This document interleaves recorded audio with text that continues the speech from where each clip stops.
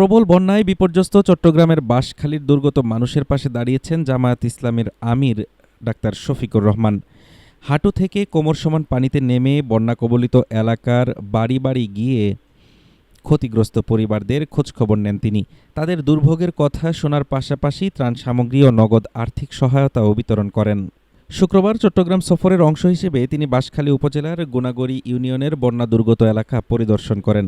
এ সময় পানিবন্দী মানুষের সঙ্গে কথা বলে তাদের সার্বিক পরিস্থিতির খোঁজ নেন এবং সাম্প্রতিক বন্যায় ক্ষতিগ্রস্ত পরিবারগুলোর পাশে থাকার আশ্বাস দেন।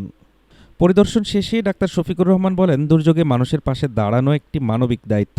বিপদে আপদে অসহায় মানুষের পাশে থাকা প্রত্যেকের নৈতিক কর্তব্য।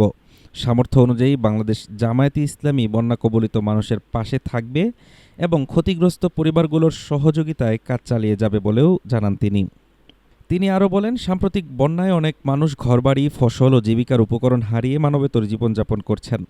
দুর্গত মানুষের দ্রুত পুনর্বাসন এবং প্রয়োজনীয় খাদ্য, চিকিৎসা সহ সার্বিক সহায়তা নিশ্চিত করতে সরকারের প্রতি কার্যকর উদ্যোগ নেওয়ার আহ্বান জানান তিনি।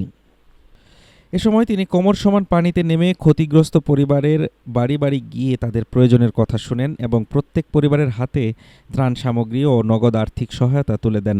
স্থানীয় বাসিন্দারাও এ সময় তাদের বিভিন্ন সমস্যার কথা তুলে ধরেন। টানা বর্ষণ ও পাহাড়ি ঢলের ফলে চট্টগ্রাম জেলার বিভিন্ন এলাকায় আকস্মিক বন্যা ও ভূমিধসের সৃষ্টি হয়েছে। এতে প্রাণহানির পাশাপাশি বহু পরিবার পানিবন্দী হয়ে পড়েছে এবং ব্যাপক ক্ষয়ক্ষতির কারণে জনজীবন মারাত্মকভাবে বিপর্যস্ত হয়ে উঠেছে। হাফিজুর রহমান তুষার, ঢাকা টুডে।